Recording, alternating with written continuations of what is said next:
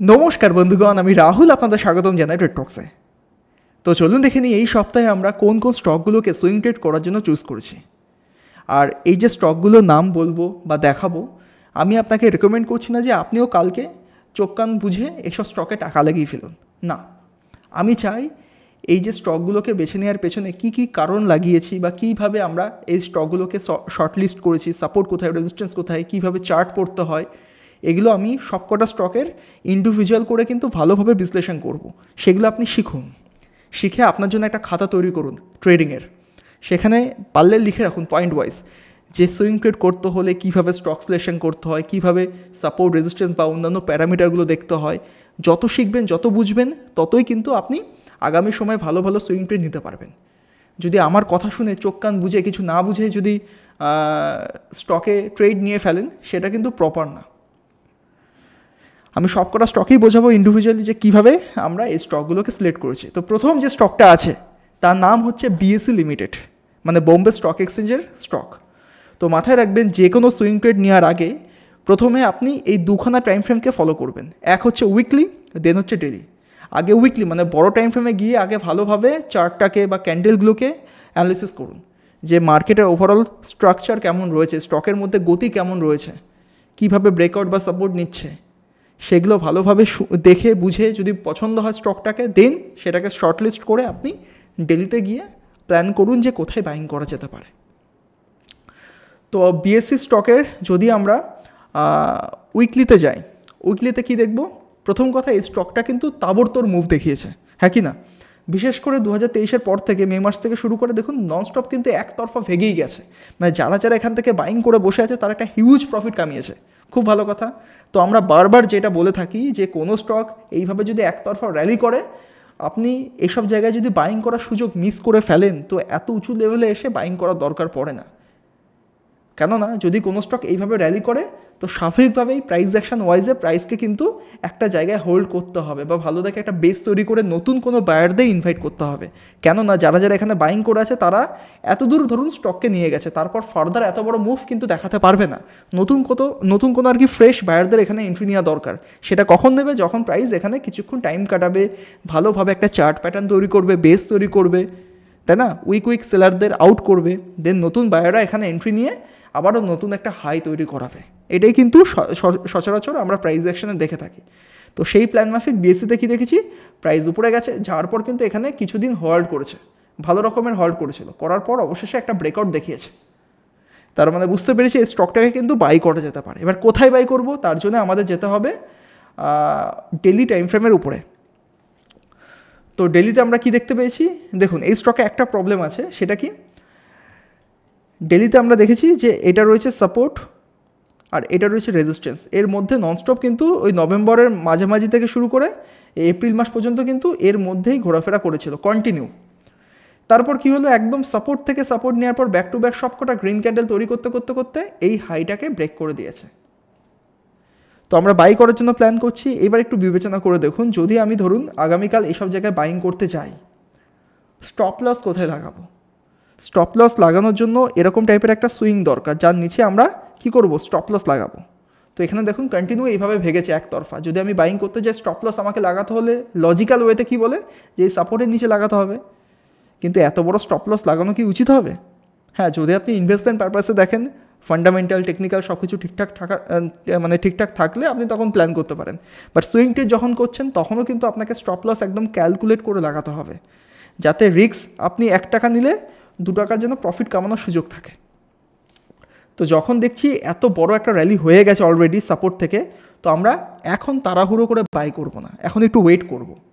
সেই কারণে যদি স্টকটা আমাদের হাতছাড়া হয়ে যায়, আমাদের আর ট্রেড নেওয়ার সুযোগ না দিয়ে যদি ব্যাক টু ব্যাক ভেগে যায়, ভেগে যাক, আমরা অ্যাভয়েড করব। কিন্তু বাই কীভাবে করব? আমি চাইবো পার্সোনালি এই যে প্রাইস এতদূর গেছে, একটা ছোটোখাটো কারেকশান নিক, একটা ছোটোখাটো প্রাইস অ্যাকশন দেখাক। এই যে আগে যেখানে বারবার রেজিস্ট্যান্স নিয়েছে, তো রেজিস্ট্যান্স ব্রেক হয়ে যাওয়ার পর কী হয়, এখানে কিন্তু প্রাইস সাপোর্ট পাবে। তো প্রাইস যদি এই জায়গায় এসে একটা সাপোর্ট নিয়ে ভালোভাবে অ্যাকশান দেখানো শুরু করে এই জায়গায় পার্টিকুলার, ওই যদি লেভেলের কথা বলা হয়, একবার লেভেলটাও চেক করে নিই আমরা, ওই অলমোস্ট মেনে চলুন ওই 2500-2600 রেঞ্জের মধ্যে যদি প্রাইসকে দেখি এখানে প্রপারলি সাপোর্ট পাচ্ছে, তাহলে ছোটোখাটো এসএল এর নিচে প্ল্যান করে এখানে বাইং একটা ইনিশিয়েট করতে পারে। তাহলে দেখুন স্টপ লস অনেক ছোটো পাবো, তার এগেনস্টে এই যে হাই অ্যান্ড লো আছে এইটুকুনি যে দূরত্ব আছে আর কি, মানে এখান থেকে যে পয়েন্টের রেঞ্জ রয়েছে সেই রেঞ্জের টার্গেট কিন্তু আপার লেভেলে আমরা পেয়ে যাব। তো এইভাবে কিন্তু ট্রেড নেওয়ার দরকার। এবার যদি আপনার মধ্যে ফোমো আসে তাহলে কি করতে পারেন, তাহলে সাপোজ ধরুন আপনি প্ল্যান করেছেন যে বিএসসি স্টকে আপনি 100খানা কোয়ান্টিটি কিনবেন, তো এখানে আপাতত 30খানা বা 40খানা কোয়ান্টিটি কিনুন। যদি এখান থেকে মার্কেট ভাগতে শুরু করে আপনাকে আর নেক্সট টাইম কোনো সুযোগ না দেয়, তাহলে অ্যাটলিস্ট কিছু টাকা লাগিয়েছেন, তার এগেনস্টে কিছু প্রফিট কামাচ্ছেন। আর যদি মার্কেট এখান থেকে নিচে ফল করার পর এখানে যদি আবারও সাপোর্ট নেয়, সাপোর্ট নেওয়ার পর যদি এখান থেকে আবারও ভাগতে শুরু করে, তাহলে এখানে আরও কিছু কোয়ান্টিটি অ্যাড অন করুন। এইভাবে কিন্তু আপনি অ্যাভারেজ করতে পারেন। আর যদি বাই চান্সলি দেখা গেল যে এটা একটা ফেক আউট হয়ে মার্কেট নিচে ফল করে গেল, তাহলে আপনাকে কী করতে হবে, একটা স্টপ লস দিয়ে বেরিয়ে আসতে হবে। তাহলে 100খানা কোয়ান্টিটি নেওয়ার যে আপনার মানে ক্ষমতা আছে, সেখান থেকে আপনি কী করেছেন, 30খানা কোয়ান্টিটি নিয়েছেন, তো 100খানার লস কিন্তু আপনার হয়নি, হয়েছে মাত্র 30খানা, যেটা আপনার পকেট সাইজের মধ্যে থাকবে। এইভাবে কিন্তু প্ল্যান করা উচিত, র্যান্ডম বেসে না। আশা করছি বোঝাতে পারলাম যে কীভাবে আমরা বিএসএকে বেছে নিয়েছি। একদম সহজ সিম্পল, স্টকের মধ্যে মোমেন্টাম আছে, মোমেন্টামকেই আমরা ক্যাচ করার চেষ্টা করব, কিন্তু স্টপ লস লাগিয়ে। Alright, fine. আর যখন লাইভ মার্কেট চলাকালীন আমরা এইসব স্টকে পজিশন তৈরি করব, তখন অবশ্যই আমরা আমাদের টেলিগ্রাম গ্রুপে কিন্তু জানিয়ে দেবো যে কোন লেভেলে আমি এন্ট্রি নিয়েছি, কোথায় স্টপ লস লাগিয়েছি, কোথায় টার্গেট নিয়েছি, এভরিথিং। তো যদি আমাদের টেলিগ্রাম গ্রুপে আপনি জয়েন হতে চান, তাহলে নমিনাল কিছু ফিস দিয়ে ভিডিও ডিসক্রিপশানে লিঙ্ক আছে, লিঙ্কের মাধ্যমে জয়েন হতে পারেন। তো নেক্সট হচ্ছে এসকেএফ ইন্ডিয়া। তো এই স্টকে অলরেডি আমরা এন্ট্রি নিয়ে নিয়েছি। তো এই স্টকটাতে আমরা মানে স্টকটাকে কেন আমরা বেছেছি, তো যদি ফার্স্ট অফ অল আমরা উইকলি টাইম ফ্রেম থেকে দেখা শুরু করি, তাহলে কি দেখতে পাচ্ছি, প্রাইস কিন্তু উপরে গেল, পুল ব্যাক নিল, উপরে গেল, রেজিস্ট্যান্স তৈরি করলো, পুল ব্যাক নিল, দেন এখানে একটা ভালো বেস তৈরি করে ব্রেকআউট করলো এই রেজিস্ট্যান্সকে, দেন দেখুন ব্যাক টু ব্যাক কিন্তু এই জায়গায় মানে যেটা ছিল রেজিস্ট্যান্স, ব্রেকআউট হয়ে যাওয়ার পর কিন্তু এখানে বারবার প্রাইসকে সাপোর্ট দিয়েছে, সাপোর্ট পাচ্ছে, উপরে যাচ্ছে। তো এগেন এখানে সাপোর্ট পেয়েছে, তো আশা করছি একটা ভালো দেখে হাই হয়তো আমরা দেখতে পাবো। যদি না দেখায় তাহলে কি হবে, তাহলে আমাদের স্টপ লস হিট করবে। তো স্টপ লস নেওয়ার জন্য আমরা প্ল্যান পুরো রেডি রেখেছি। তো এই স্টকটাকে যখন আমরা লাইভ মার্কেট চলাকালীন এন্ট্রি নিয়েছি, তখন আমরা আমাদের টেলিগ্রাম গ্রুপে কিন্তু জানিয়ে দিয়েছি।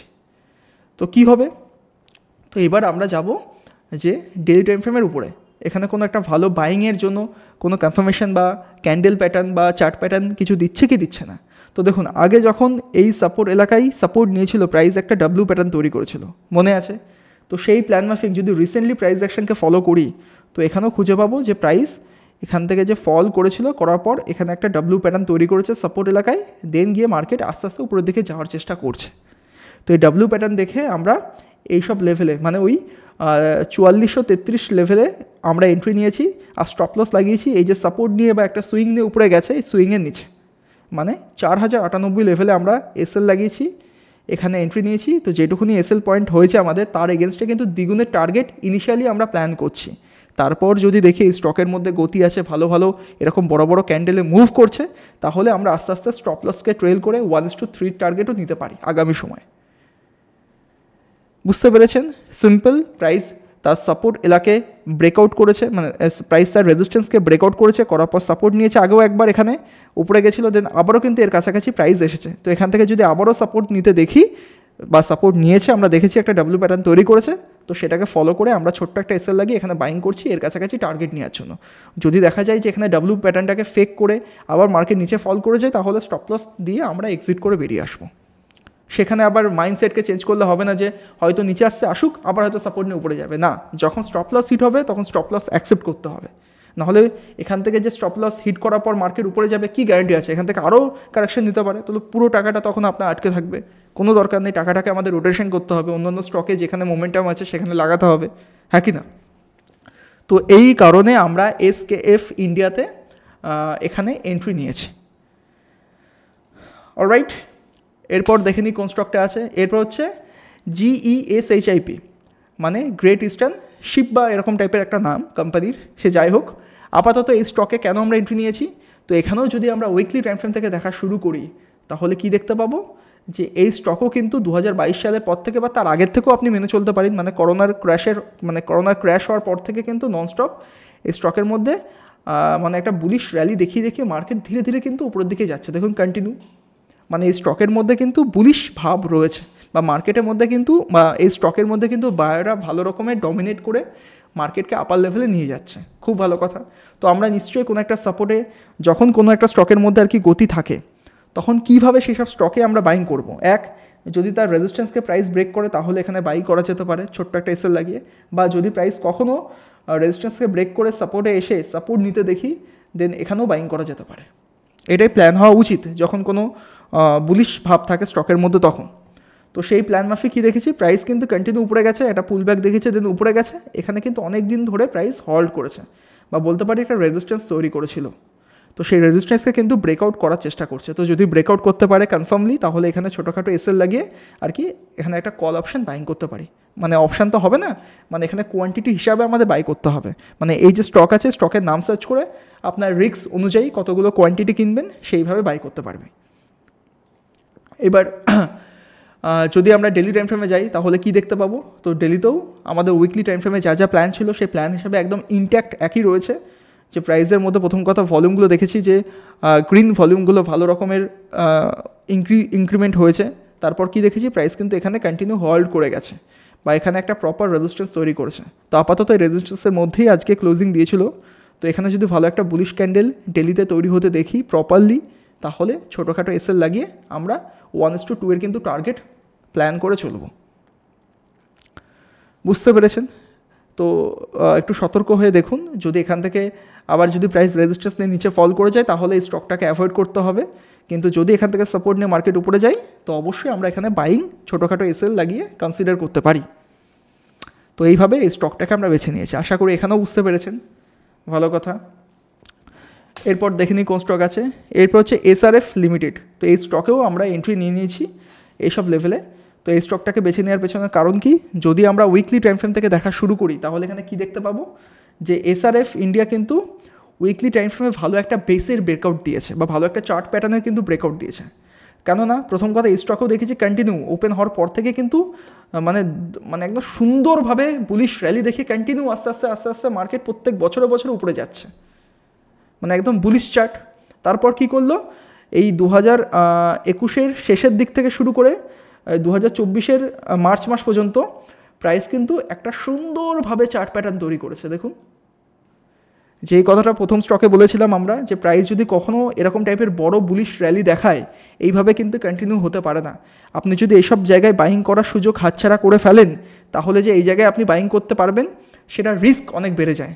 তার জন্য আমাদের ওয়েট করতে হয়, ওয়েট করে প্রাইসকে একটা ভালোভাবে চার্ট প্যাটার্ন তৈরি করার জন্য সময় দিতে হয়। তো দেখুন এখানে সুন্দরভাবে একটা ট্রায়াঙ্গেল চার্ট প্যাটার্ন তৈরি করেছে। তারপর কি করলো প্রাইস, এবার একটু জুম করে দেখাই। তারপর এই চার্ট প্যাটার্নে কিন্তু ব্রেকআউট প্রাইস দেখিয়েছে এই ক্যান্ডেলে।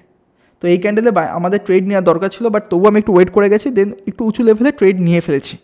সে যাই হোক, আমরা যখনই দেখলাম রেজিস্ট্যান্সকে ব্রেক করেছে আমরা ট্রিগার হয়ে গেলাম যে এই স্টকে হয়তো আবারও একটা বড় সড়ো র্যালি কিন্তু দেখাতে পারে।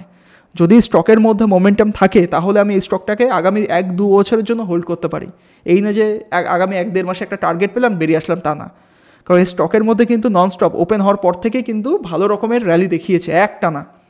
তো আমি সেটাই চাইবো যে আগামী সময় বড় একটা র্যালি ক্যাচ করার জন্য, যাতে বাই চান্সলি ধরুন সাপোজ একটা কথা বলে দিই, আপনি ধরুন 5খানা স্টকে সুইং ট্রেড করার জন্য প্ল্যান করেছেন, 5খানা স্টকেই যে আপনার প্রত্যেকবার প্রফিট হবে এর তো কোনো গ্যারান্টি নেই।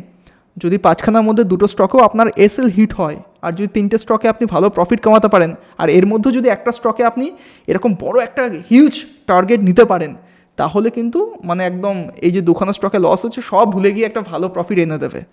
তো তার জন্য আমি ওয়েট করছি। যাই হোক, আমি এইসব লেভেলে এন্ট্রি নিয়েছি, এখনও এন্ট্রি নেওয়ার মতন সুযোগ রয়েছে। আর এসএল কোথায় লাগিয়েছি, এসএল লাগিয়েছি এই যে রেড ক্যান্ডেল আছে এই ক্যান্ডেলের নিচে। আশা করি বুঝতে পেরেছেন, ব্রেকআউট হয়েছে, বাইং করেছে এসব জায়গায়, দেন এসএল এখানে লাগিয়েছে। আর যেটুকুনি এসএল নিয়েছি ইনিশিয়ালি আমরা তার দ্বিগুণ টার্গেট প্ল্যান করছি। এবার দেখা যাক মার্কেট আমাদের ফেভারে কতটা মুভ দেখায়, সেই বুঝে আমরা আমাদের স্টপ লসটাকেও বা ম্যানেজমেন্ট করাটাকেও আমরা গ্রুপে কিন্তু আপডেট করে দেবো যে এসএল কীভাবে ট্রেল করছি, কোথায় টার্গেট ইনিশিয়াল প্ল্যান করছি, এভরিথিং, যে কোথায় পার্শিয়াল প্রফিট বুক করছি। ইভেন যদি দেখি আগামী সময় মার্কেট এখানে কিছুদিন হোল্ড করে একটা ভালো থেকে বেস তৈরি করে তো এখানেও কিন্তু আমি কিছু কোয়ান্টিটি অ্যাড অন করতে পারি, অ্যাভারেজ করতে পারি, সেটা সময়ের সাথে দেখা যাবে। বাট ওভারঅল এই হচ্ছে পরিস্থিতি। তো এসআরএফেও আশা করি বুঝতে পেরেছেন যে কীভাবে আমরা স্টকটাকে প্ল্যান করে শর্টলিস্ট করেছি। প্রথমে উইকলি টাইম ফ্রেমে দেখলাম যে এই স্টকের মধ্যে ভালো মোমেন্টাম আছে, দেন আমরা কী করেছি, আমরা হচ্ছে ডেলিতে গিয়ে এই স্টকের মধ্যে এইসব জায়গায় একটু উঁচু হয়ে গেছে বাট তবুও ঠিক আছে, এইসব জায়গায় আমি এন্ট্রি নিয়েছি। অলরাইট, আর এই স্টকেও যখন আমরা এন্ট্রি নিয়েছি তখন টেলিগ্রাম গ্রুপেও কিন্তু আমি জানিয়ে দিয়েছি যে এখানে এন্ট্রি নিয়েছি, এখানে স্টপ লস, এখানে টার্গেট। ওকে, দেন হচ্ছে পিআই ইন্ডাস্ট্রিজ। তো এটা হচ্ছে লাস্ট স্টক। তো এই স্টকটাকে কেন আমরা বেছে নিয়েছি, তাহলে সবার প্রথমে আমাদের যেতে হবে উইকলি টাইম ফ্রেমের উপরে। তো উইকলিটা কী দেখছি, উইকলি তো দেখতে পাচ্ছি যে প্রাইস এখানে একটা ভালো দেখে ট্রেন্ড লাইনকে ফলো করে কিছুদিন ধরে রেজিস্ট্যান্স নিচ্ছিল, তাই না? তো অবশেষে এই ট্রেন্ড লাইনকে কিন্তু ব্রেকআউট করে এখানে এখন ট্রেড করছে আপাতত।